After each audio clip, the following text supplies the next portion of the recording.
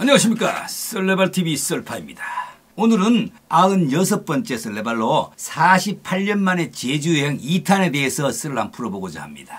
48년 만에 중학교 동창들과 처음으로 제주도 여행 2박 3일을 떠났습니다. 서울, 대구, 부산, 울산 등에 있는 30여 명이 갔지요. 우리가 나온 의성에 있는 안평중학교는 1953년 5월 22일 개교하여 63년이 지나 5년 전인 2016년 2월 29일에 폐교되었습니다. 이유는 요즘 우리나라의 공통적인 현상인 학생이 줄어들면서 폐교되었지요. 2일차에는 삼방산 유람선을 탔습니다. 아마 여행을 다녀보신 분이라면 그것도 자유여행이 아닌 패키지 여행이나 단체 여행이면 어쩔 수 없이 시간별로 코스별로 다닐 수밖에 없다는 것을 알지요. 내 의지와 상관없는 유람선 타기는 여행 코스 중 가장 편안한 여행으로 앉아서 관광하는 것이지요. 이 유람선은 3층으로 되어 있고 어느 층에서나 자유로이 선실 밖으로 즉 갑판으로 나가서 관람할 수가 있습니다.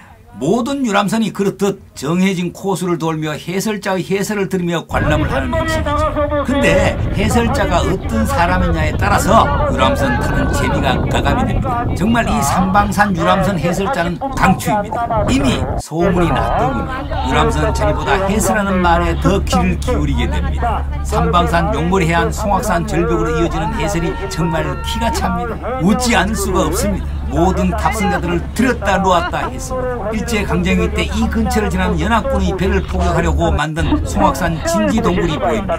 이것 또한 제주도민이 강제노동으로 만든 것이기에 뼈아픈 과거 역사의 산물이죠. 그리고 나타나는 주상절리, 멧돼지바위, 악어바위 등 해설자의 해설에 따라 유람선에 있던 관광객들은 연신 사진 찍기에 여념이 없었습니다. 형제섬을 끼고 도는 유람선은 파도에 깎여 만든 커다란 섬의 모습을 우리에게 보여주고 있었습니다. 선실에 앉아도 즐겁고 갑판에 나가 보는 것도 즐겁고 이 즐거움은 아마도 해설자의 영향이 큰 것 같았습니다. 송악산 둘레길은 작고 많은 봉우리가 모여있는 송악산을 둘러싼 길입니다. 주차장을 출발하여 야트막한 언덕을 올랐을 즈음 눈앞에 펼쳐지는 풍경은 가히 환상적이지요. 가파도와 형제섬 마라도까지 훤히 보이는 이 송악산은 세계적으로 유래가 드문 이중 분화호가 있어 화산학적 가치가 높은 산이지요. 주봉의 높이는 해발 104m로서 주봉에서 분화구를 볼 수 있는데요. 그 속에는 아직도 검붉은 화산재가 남아있습니다. 송악산 둘레길은 약 2.8km이고 1시간 40분 정도 소요되는데 일제강점기 역사인 동굴 등을 볼 수가 있습니다. 다음은 에코랜드로 갔습니다.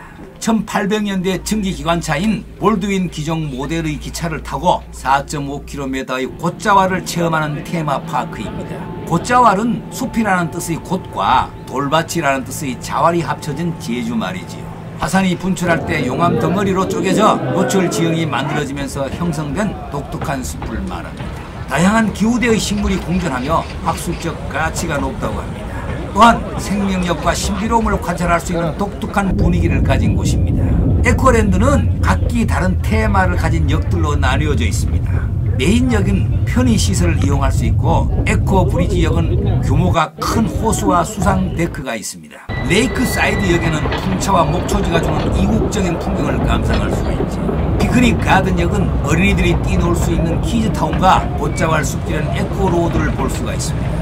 라벤더 그린티 로즈 가든역에는 허브, 장미, 녹차가 어우러진 유럽식 정원을 볼 수가 있습니다. 에코랜드는 사계절 내내 다른 분위기를 띈다고 합니다. 봄과 여름에는 푸른 녹음과 따뜻한 햇살을, 가을에는 알록달록 피어나는 코스모스와 억새 물결을, 그리고 겨울에는 새하얀 설경을 볼 수가 있습니다. 다음은 사려니 숲길입니다. 제주의 숨은 비경 31곳 중에 하나지요.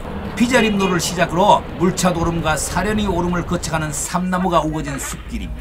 사려니는 신성한 숲이란 뜻이라고 합니다. 빽빽한 삼나무뿐만 아니라 졸참나무, 편백나무 등 다양한 수종이 서식하고 있습니다. 지난 2002년에 유네스코가 지정한 세계 제주 생물권 보존 지역이기도 하지요. 사려니 숲길을 걷다가 위를 올려다보면 하늘을 향해 시원하게 쭉쭉 뻗은 삼나무 사이로 비치는 햇살은 정말 아름답습니다. 제주에서 청정한 공기를 마시며 몸과 마음을 치유받고 싶다면 꼭 방문하는 곳이라고 합니다. 성읍 민속마을은 표선면 성읍리에 위치한 옛날 제주마을의 모습을 그대로 유지되고 있는 곳입니다. 다른 민속촌들과 다르게 마을 내에 사람들이 실제 거주하고 있지요. 제주도의 전통 가옥에는 대문이 없지요. 그 대신 대문 역할을 하는 나무 막대기가 있는데 이를 정랑이라고 합니다. 큰 돌에 구멍 3개를 뚫어놓고 이 구멍에 사람이 외출할 때 나무 막대기를 끼워 넣지요. 정랑이 모두 빠져 있으면 집에 사람이 있다는 뜻이고, 한 개만 끼워져 있는 경우 잠깐 나가서 곧 돌아온다는 뜻이지요. 2개가 끼워진 경우 그날 저녁 때쯤 온다는 뜻이고, 3개 모두가 끼워진 경우에는 며칠 이상 오래 걸린다는 뜻이라고 합니다. 마지막으로 한라수목원으로 갔습니다. 바람꽃 새소리와 제주 식물이 모여 사는 아름다운 정원입니다. 제주시 연동 광위오름 기슭에 위치한 한라수목원은 제주도의 자생수정 아열대 식물 1100여 종의 식물이 식지에 전시되고 있었습니다. 전국 최초 환경부 지정 서식지외 보존기관으로 지정되어 도심 속의 학습장으로 각광을 받고 있습니다. 체력 단련 시설과 잘 조성된 산책코스는 운동을 하려는 사람들이 많이 찾습니다. 또한 시내에서 가까워 주말이면 가족 단위로 이곳을 찾는 사람이 많다고 합니다. 2박 3일 동안 이렇게 제주의 11개의 관광지를 다니며 강행군을 했습니다. 막판에 운전기사와 약간의 트러블도 있었지요. 그렇지만 여러 곳을 관광하면서 10대에 만나 48년 동안 나누지 못했던 많은 이야기를 했지요. 또한 함께 같은 것을 보고 즐기고 서로가 공감할 수 있는 시간을 가졌다는 데 큰 의미를 두고 싶습니다. 함께한 친구들 모두 건강하기를 기원합니다. 구독과 좋아요는 더 좋은 썰레발 TV를 만드는 데 큰 힘이 됩니다. 감사합니다.